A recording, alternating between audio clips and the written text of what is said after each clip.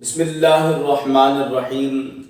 ناظرین، آج یہ پوچھا گیا ہے کہ گھر میں داخل ہونے کا اسلامی طریقہ کیا ہونا چاہیے۔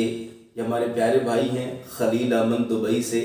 جی ویورز، اگر آپ نے ہمارے چینل کو ابھی تک سبسکرائب نہیں کیا تو فوراً کیجیے اور بیل آئیکن پہ کلک کرنا نہ بھولیے۔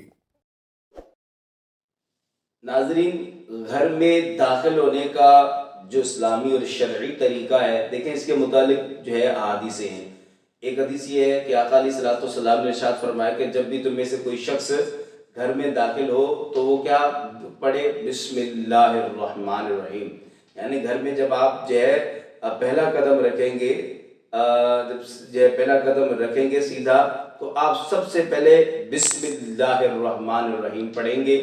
آقا علیہ الصلوۃ والسلام نے ارشاد فرمایا کہ جب آدمی بسم اللہ الرحمن الرحیم پڑھ کے گھر میں داخل ہوتا ہے تو وہاں جو شیاطین بسے ہوئے ہوتے ہیں، ٹھہرے ہوئے ہوتے ہیں، وہ شیاطین، وہ جنات آپس میں کلام کر رہے ہوتے ہیں کہ اب اس شخص کے بسم اللہ الرحمن الرحیم کہنے کی وجہ سے اس گھر کے اندر ہمارے لیے ٹھہرنے کی جگہ نہیں ہے، وہ اس گھر سے دفع ہو جاتے ہیں، نکل جاتے ہیں۔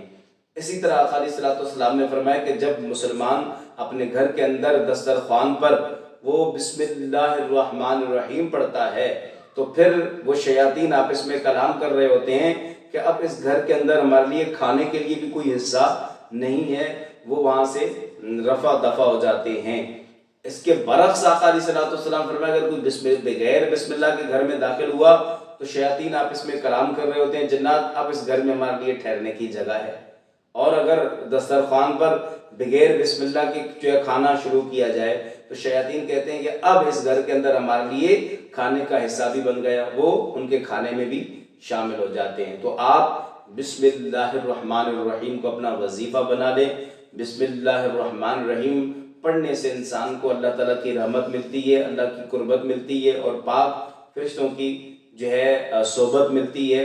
امید کرتا ہوں کہ یہ مسئلہ آپ نے سمجھ لیا ہوگا، اور دعا ہے اللہ تعالیٰ کی بارگاہ میں اللہ ہم سب کو شریعت کے احکام سمجھنے، ان پر عمل کرنے کی توفیق عطا فرمائے۔